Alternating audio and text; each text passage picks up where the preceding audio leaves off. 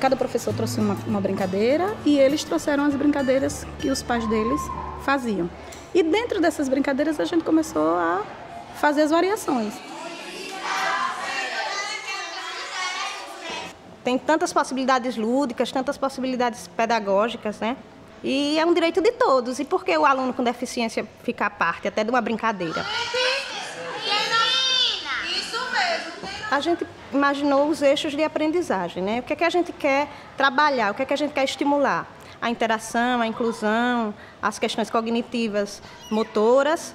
Então, como é que a gente pode ver essas brincadeiras? Tem as cooperativas, né? As brincadeiras cooperativas, as cantadas e a construção.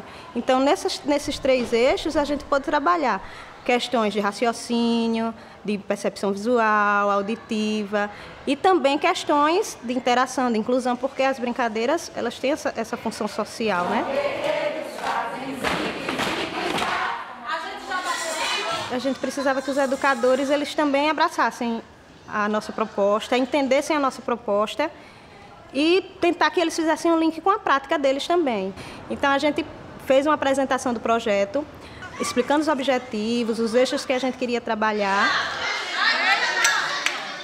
Do pega-rabinho, por exemplo, que ele fica atrás, né? Então, aí durante as brincadeiras a gente viu que alguns tinham dificuldades. Como é que a gente vai fazer? Aí eles mesmos deram, tia, então vamos colocar, não coloca o rabinho nas costas, coloca na mão que fica mais fácil de pegar. E quando pegar, faz a corrente. Eles iam dando ideias e a gente problematizando. Mas a estrutura, o propósito da brincadeira era mantida.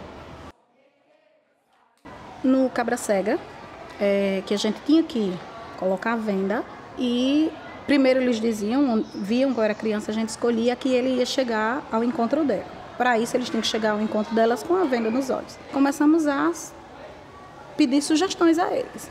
Tem alguém que ficou sem brincar? E todo mundo, Ludmila.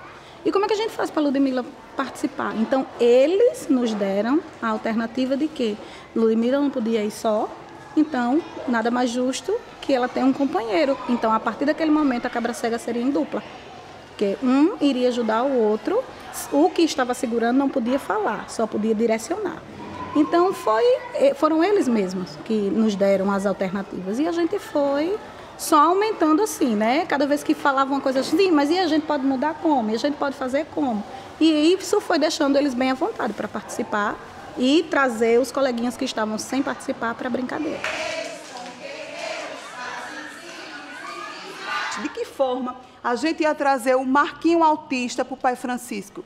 Esse novo olhar. Então, o Marquinho mudou a brincadeira, que seria, a gente já cantou de outra forma. Dinossauro está na roda, tocando o seu violão. Então, trazer o quê? A história dele.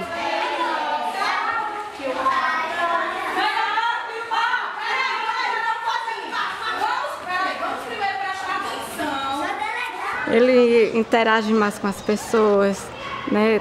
Fica com mais liberdade para fazer aquilo que quer, assim, na escola, participação de tudo. Tudo que tem, qualquer programação na escola, ele quer participar. Ele ama a escola.